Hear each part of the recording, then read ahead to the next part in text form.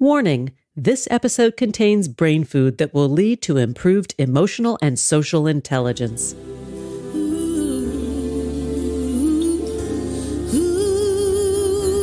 Thanks for tuning in to Harvesting Happiness today for a healthy serving of consciously prepared brain food. This is Lisa Cypers Kamen, your host. For more than 13 years, I've been handcrafting these sound ideas for better well-being. Each week, I love spotlighting diverse thinkers and doers who are contemporary trendsetters and change agents, devoting their lives to creating a better world in which to live. I invite you to listen up and change the way you think about human happiness.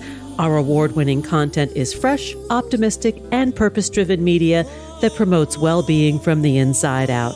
Alrighty then, let's dive in. This episode offers psychosocial education designed to inspire and motivate our listeners.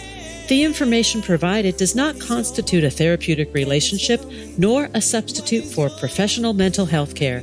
If you are experiencing a mental health crisis, call 911, go to your nearest emergency room, or for listeners in the United States, text 988 for the National Suicide and Crisis Lifeline.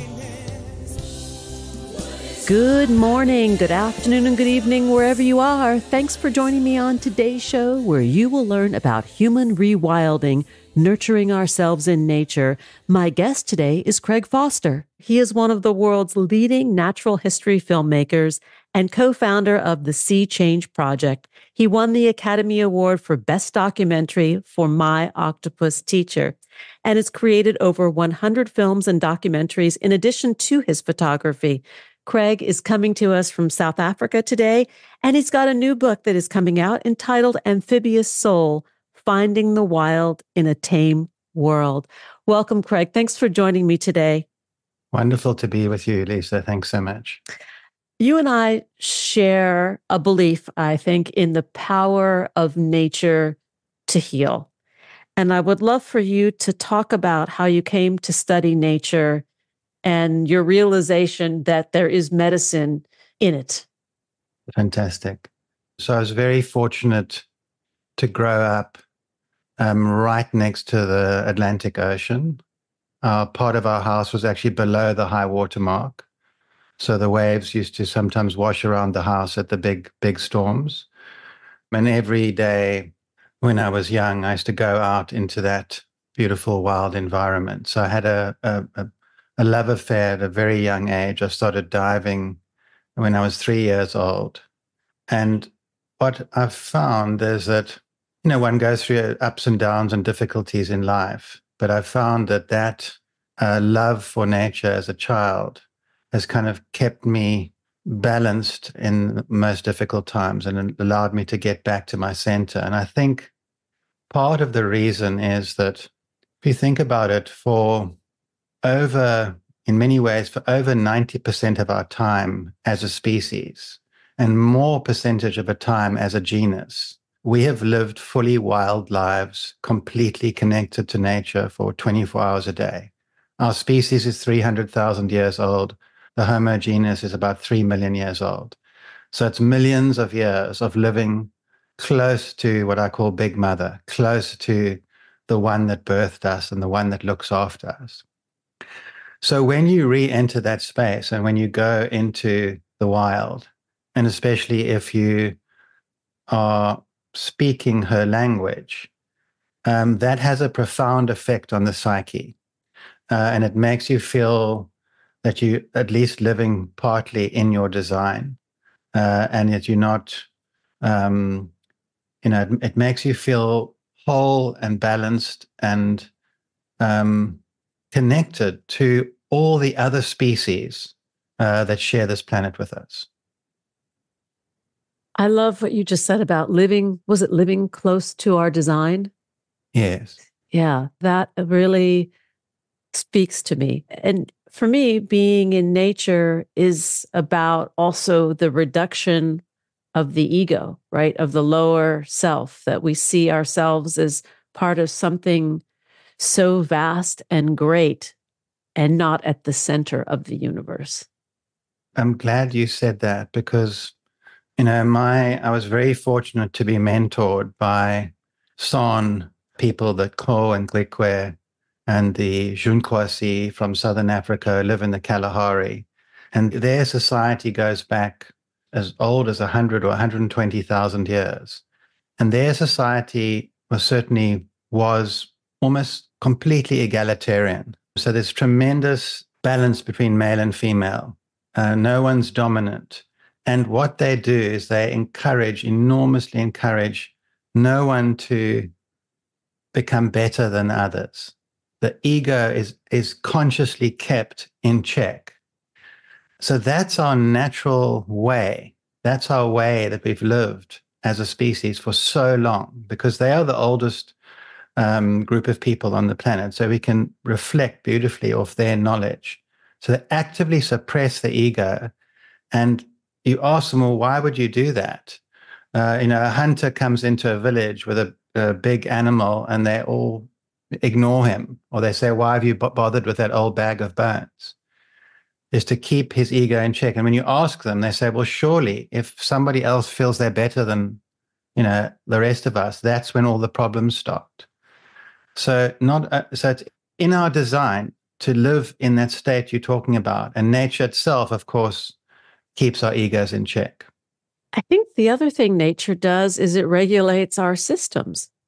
You know, that when we go out into nature and we become in tune with the weather, the light and dark, the sun and the moon, our systems become more regulated. Our sleep is better. Our productivity is better. We just follow the rhythms of nature and we seem to do better.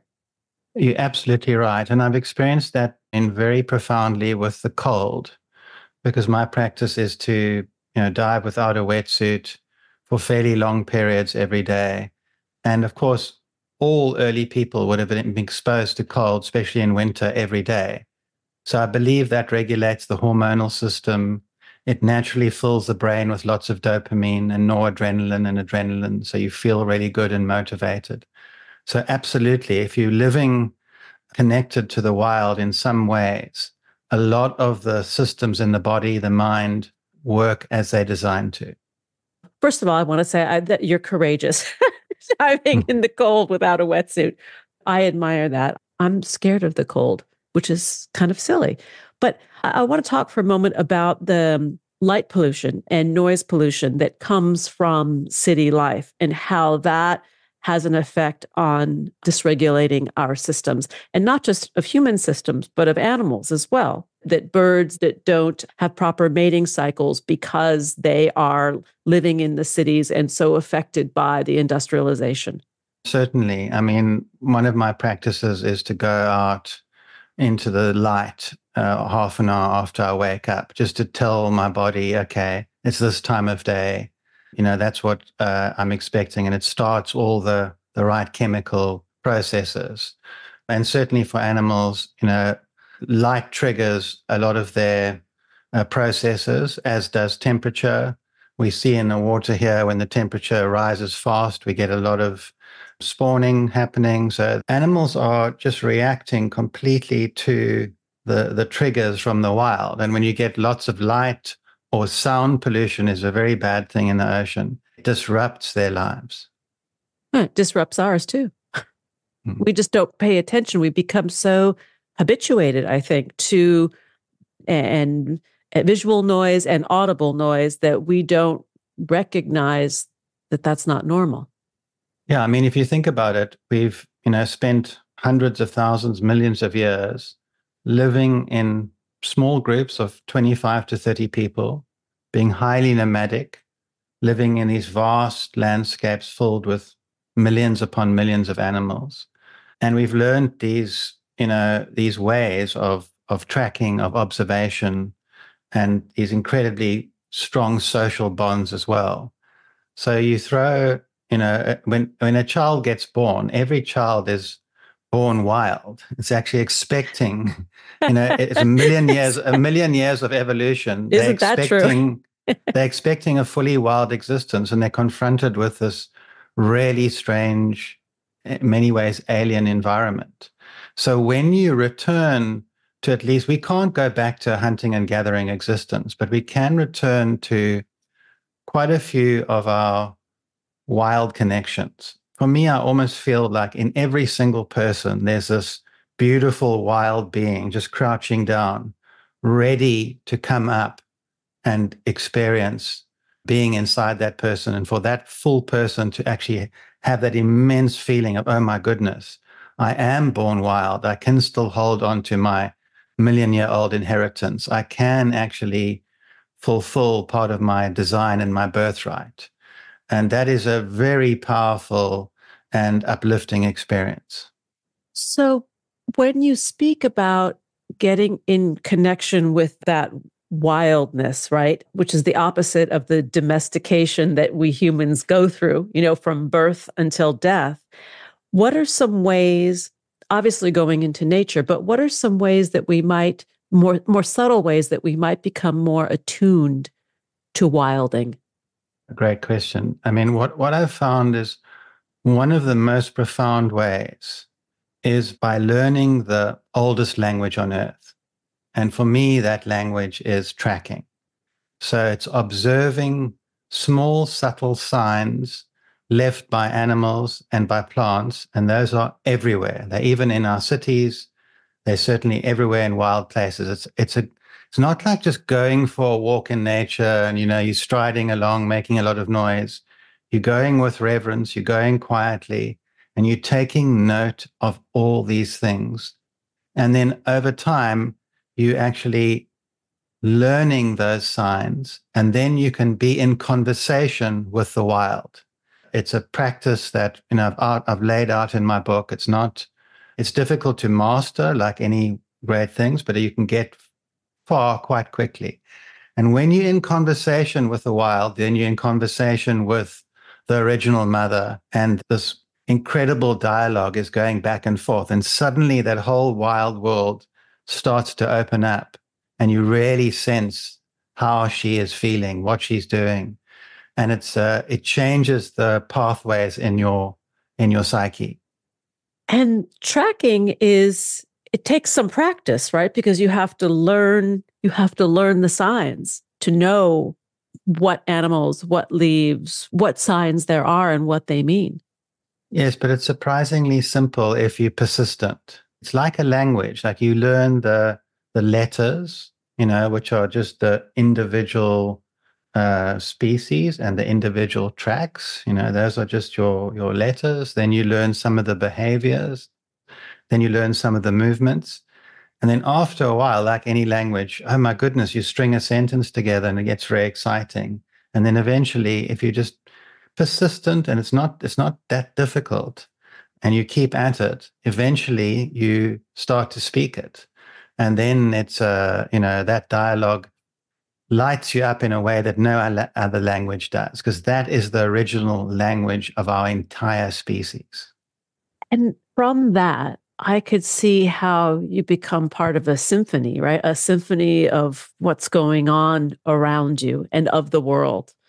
And the suspended, that deep thought, the rumination that we humans tend to live in our heads.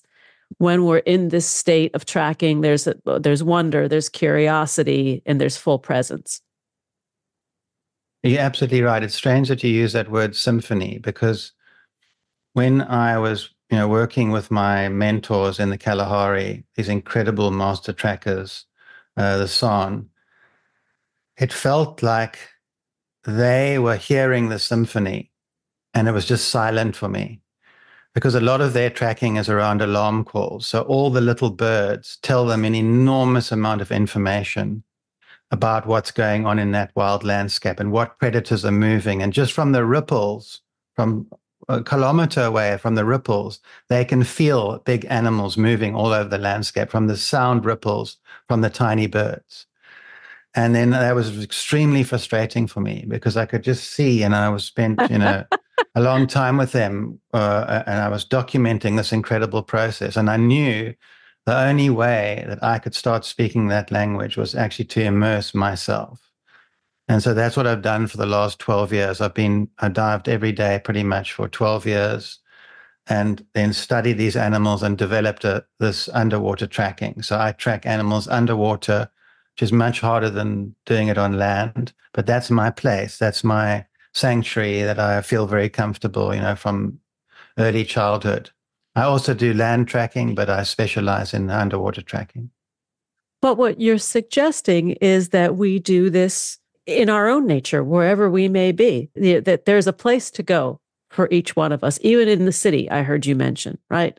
You can go into a park. Exactly. And if you come to Africa in the middle of the bush, it's much harder because there's thousands of species, the tracks all over each other. Sometimes in a city, when you've just got a limited number of species, it's easier to get further quicker and more satisfying in a way. But it's surprising how many animals are in certain cities. I mean, many of these big cities, they get enormous number of bird species. You even get, foxes in certain cities in the world and other big predators. So it's not as, but they require, they're moving in sort of these shadow lines, often away from people. But if you're observant, you can pick them up and it's very satisfying. When we talk about going into nature or wilding or returning to the Earth Mother, it doesn't necessarily require that we go off on an extensive trek or camp, right? It can be a small dose that will have a large lasting effect. So this is a very important point you bring up, Lisa. In my mind, it's far more powerful and profound to get to know a tiny insect on your balcony in the middle of a city than going on a enormous safari to, Africa and seeing all these megafauna. Knowing that single one insect and watching that insect's life unfold and understanding it, just a few minutes every day, building up over time, will connect you far deeper to nature than an extravagant 2-week trip to the Masai Mara. Let's take a pause. And when we come back, we will continue the conversation with my guest today, Craig Foster. We're talking about his new book, Amphibious Soul, Finding the Wild in a Tame World. To learn more about Craig Foster and his new book, Amphibious Soul, Finding the Wild in a Tame World, please visit seachangeproject.com, on Instagram at Sea Change Project, Facebook is The Sea Change Project, and on YouTube, Sea Change Project. Here comes that pause. We'll be right back. Research tells us that happiness is good for our health. Happy people live longer, are more productive, and make better partners, parents, and professionals.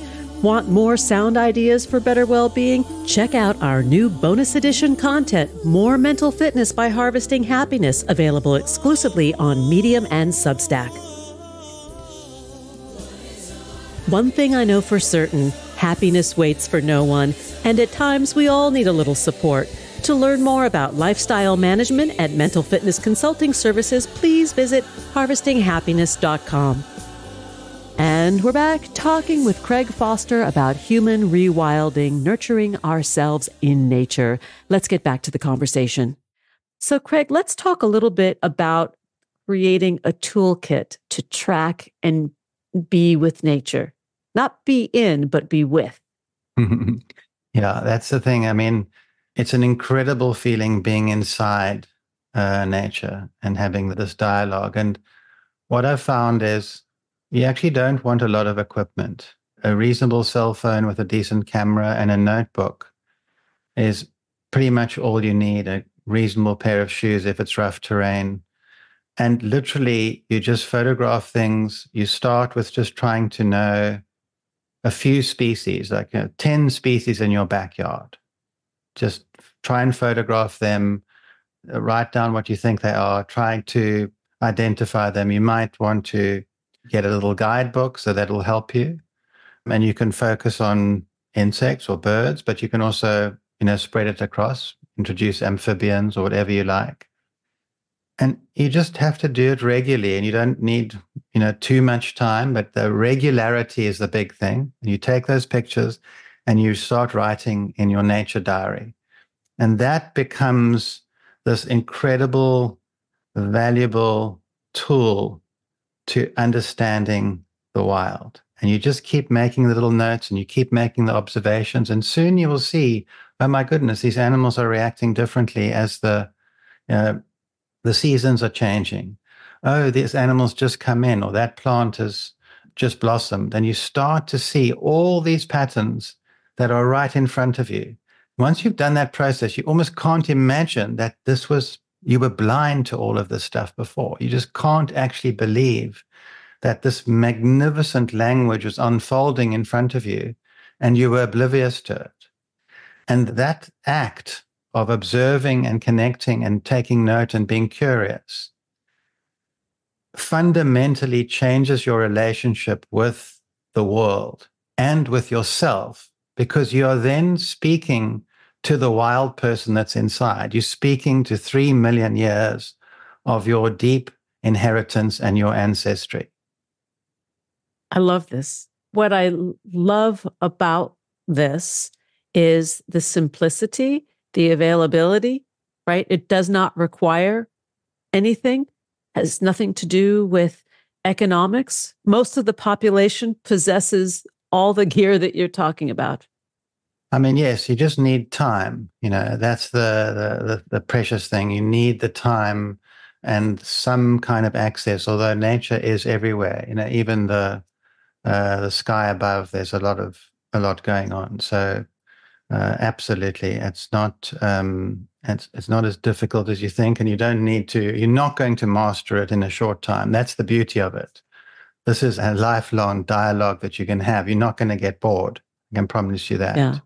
Well, it's like you will never see the same thing twice. You might think it's the same thing, but it's not the same thing.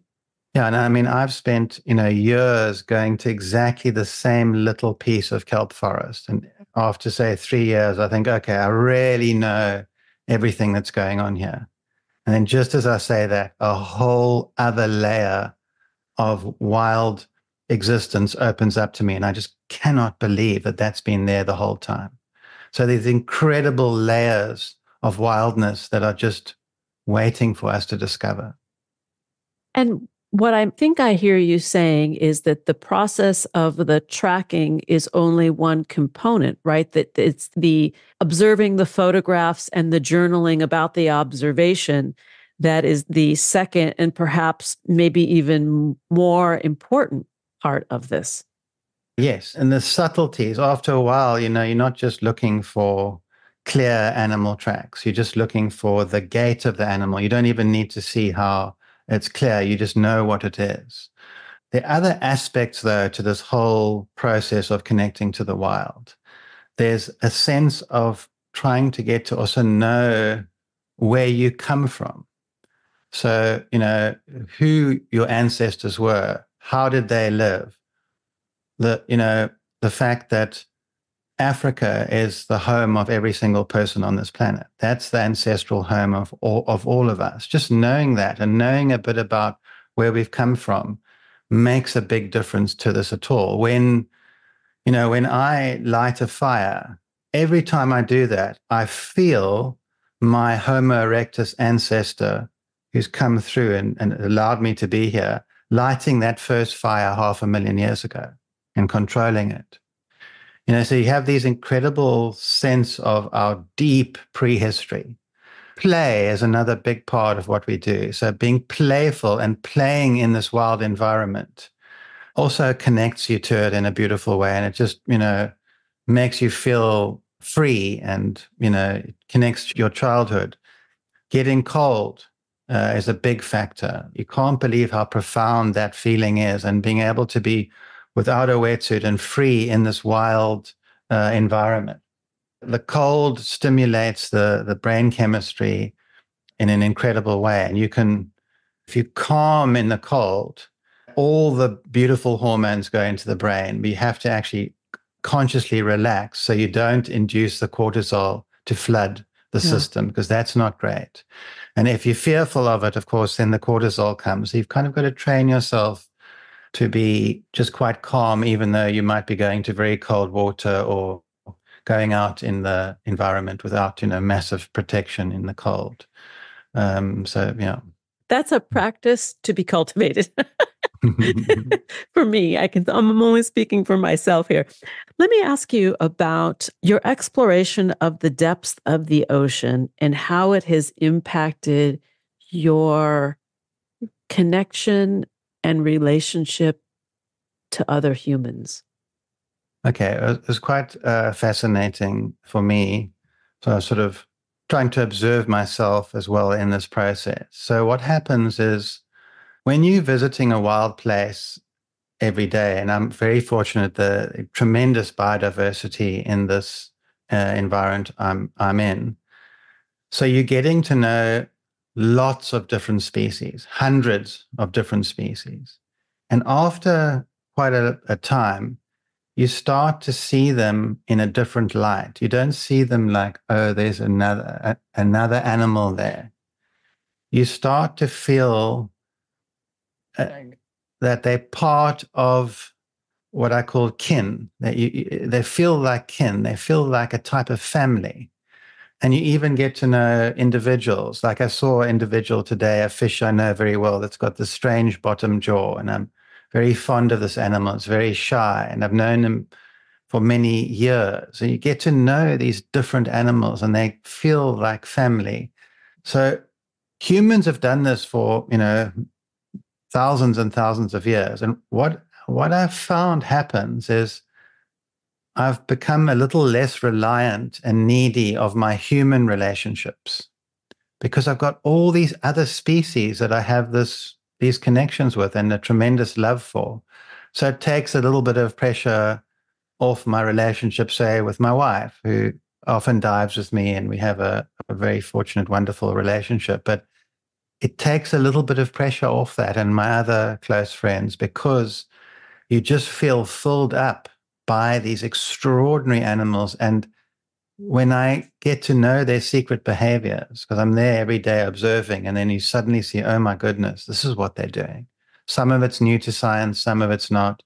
It just fills you up in a way that changes your relationships with other humans.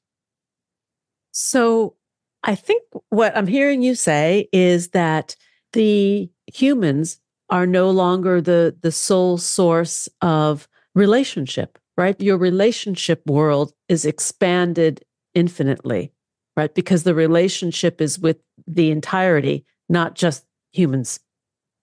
It's very strong. That is such a Yes. strong feeling. You're always feeling these other non-human persons that are inhabiting your world. And you feel very sensitive to them because they don't have voices. They don't have, they can't vote, or they haven't got sometimes that much control over their existence. So you feel very strongly for them. But also what happens, which is extremely powerful, is you start to realize that these animals, especially the small animals and the small plants, are actually responsible for all of us humans on the planet being able to survive and breathe and eat. They are the life support system of this planet. They are the biodiversity that keeps us alive from second to second. If they go in large numbers, we vanish. We cannot exist. And this is the great sort of forgetting that seems to have happened, is that all businesses, all governments, all investments, all rely entirely on the natural system to keep those investments in place. But yet there's almost no focus or no care for the fundamental thing that keeps everything going. So if you've got $100 million in a bank account and the biodiversity drops, that will be worth zero. Yeah. Truth. So if you can imagine what it is that we are like a very, very fragile child, completely dependent on our mother, which is nature and biodiversity and this life support system. Yet the child has forgotten that the mother is keeping it alive. So my, deep wish is that a lot more focus can go back to mother and help her regenerate, because she is keeping us going. She's keeping everything afloat. She's the foundation of every single thing we do. You cannot live independent of her. It's impossible. And I think from what you say, that your mission is to make us remember and engage and protect and preserve. So what I found is that it's extremely difficult to care about nature or this fundamental thing that's keeping everyone alive unless you reconnect with the inherent wildness in all of us. As soon as you connect to the wildness, you realize what's going on, and then it's very difficult to harm the mother. But because we've come into this strange environment and we've had to survive, and it's actually very difficult for a wild-born human. It's quite traumatic in many ways, unconsciously. It allows us to just plunder and do terrible things to our mother without even thinking about it. Craig Foster, thanks for joining me today. We're out of time. This conversation is very thought-provoking, and I'm hoping for our listeners, action-provoking, to get people to go out into nature and experience part of their wild selves and connect with Mother. I think that's all. We should end there. To learn more, please visit craigdfoster.com. To learn more about Craig Foster and his new book, Amphibious Soul, Finding the Wild in a Tame World, please visit seachangeproject.com, on Instagram at Sea Change Project, on Facebook, The Sea Change Project, and Sea Change Project on YouTube. Craig, thank you for joining me. Wonderful talking to you, Lisa. Thanks so much for your time. Thanks for joining us on Harvesting Happiness today. This is Lisa Cypers Kamen on behalf of my guest, Craig Foster, wishing you kind thoughts, kinder words, and the kindest of actions. Until next time, remember, happiness is an inside job. Happiness is your inside job. Please go out and rock your day, and remember to be kind to one another. Want to take a deeper dive into sound ideas for better well-being? Check out our new bonus edition content, More Mental Fitness by Harvesting Happiness, available exclusively on Medium and Substack. Keep harvesting your own happiness anytime, anywhere from the comfort of wherever you are. Subscribe, listen, and share hundreds of downloadable episodes from wherever you get your podcasts. Connect with and follow us on most social media channels. To learn more about lifestyle management and mental fitness consulting services, please visit harvestinghappiness.com. Harvesting Happiness and More Mental Fitness are produced by me, Lisa Cypers Kamen, Andrea Mengele, Robin Boyd, Andrea Daly, and the awesome team at Podfly Productions, including Eric Begay, Kimberly Beck, and Alec Guess, in collaboration with TogiNet Radio, KBUU, RadioMalibu.net, and is available on PRX, the Public Radio Exchange.